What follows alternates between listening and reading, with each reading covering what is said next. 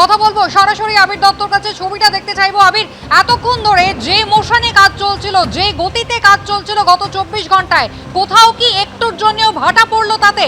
Plan B কি ready রয়েছে? দেখো, একেবারেই প্ল্যান বি সেটা কিন্তু প্রয়োগ করারই প্রক্রিয়ার মধ্যে রয়েছেন যারা এখানে উদ্ধারকারীরা। প্রবীর দে আমার ক্যামেরা পার্সনকে বলছি দেখানোর জন্য। প্রবল বৃষ্টি পড়ছে এবং ঝোড়ো হাওয়া, তার সাথে সাথে আমরা দেখছি যে অনবরত বিদ্যুৎ চমকাচ্ছে। সরাসরি তোমাকে যেখানে এই ঘটনা ঘটেছে সেই ঘটনার স্থলের ছবিটা দেখাচ্ছি। এই যে ঘটনাস্থল, সেখানে একের পর এক যে লেবার এবং তার সাথে সাথে যারা এখানে উদ্ধারকারীরা দাঁড়িয়েছিলেন এবং সেই জায়গা থেকে দাঁড়িয়ে এই যে টানা বৃষ্টি এবং তার সাথে আমরা দেখলাম যে এই টানা বৃষ্টির সাথে সাথে এনডিআরএফের যারা টিম তারাও এখানে অপেক্ষা করছেন। তার কারণ হচ্ছে এই টানা বৃষ্টিতে এই তল্লাশি অভিযানের ক্ষেত্রে কিন্তু দুটো বিষয় রয়েছে। এক হচ্ছে ঝুঁকি এবং তার সাথে সাথে, একবার ক্যামেরাটা মুছে নিতে বলবো, এক হচ্ছে ঝুঁকি, তার সঙ্গে সঙ্গে আমরা দেখছি যে কিন্তু একটা আলোর জনিত বেশ কিছু সমস্যা, তার কারণ অন্ধকার হয়ে এসছে। সেই ক্ষেত্রে তল্লাশি অভিযানেও কিন্তু যথেষ্টই সমস্যা হবে।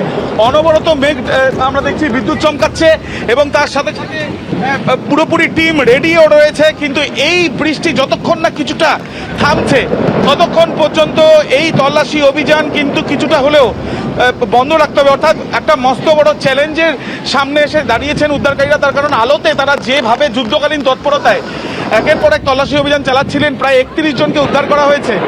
সেই অবস্থা থেকে দাঁড়িয়ে এখনো পর্যন্ত আমরা দেখছি যে এই যেখানে উদ্ধার করা হচ্ছে সেই জায়গাতে আপাতত কিছুক্ষণের জন্য কাজ শ্লথ গতিতে।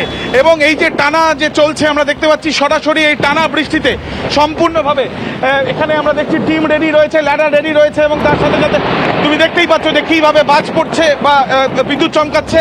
তার সাথে সাথে তাদেরকে অপেক্ষা করতেই হচ্ছে। এবং এই ক্ষেত্রে যখন বৃষ্টি কমে যাবার পরেও তল্লাশি চালাতে গিয়েও সেই ক্ষেত্রে কিন্তু আরেকটা চ্যালেঞ্জ আসছে। তার কারণ সম্পূর্ণ ভিজে রয়েছে চারিদিক এবং এই যে কংক্রিট যেটাকে ভাঙা হয়েছে সেই কংক্রিট সেটাও সম্পূর্ণভাবে ভিজে অবস্থায় রয়েছে। তো সুতরাং একটা নতুন চ্যালেঞ্জ, যদিও যে গতিতে এই তল্লাশি বা এই উদ্ধার কাজ চালানো হয়েছিল সেই উদ্ধার কাজের গতিতে কিন্তু আমরা যেটা মনে করছি প্ল্যান বি, যে বৃষ্টি হলে সেই ক্ষেত্রে কি করণীয় সেটার একটা নিদর্শন দেখা গিয়েছিল যে প্রথম থেকে দিনের আলোতে এই আলোগুলো, বেশ কয়েকটি আলো লাগিয়ে রাখা হয়েছিল, সেই আলোগুলো কিন্তু অন্ধকার হওয়ার সঙ্গে সঙ্গে কিছুটা কাজ দিয়েছে।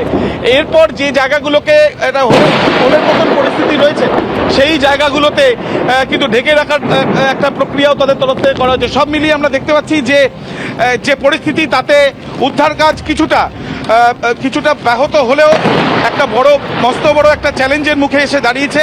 যদিও আমরা দেখছি যে পুরো টিম রেডি রয়েছে, বৃষ্টি একটু থামলেই আবার উদ্ধার কাজ শুরু হবে। কিন্তু এই যে কালো মেঘের ঘনঘটা এবং অনবরত বিদ্যুৎ চমকানো, তাতে কিন্তু একটা সমস্যা তৈরি হয়েছে।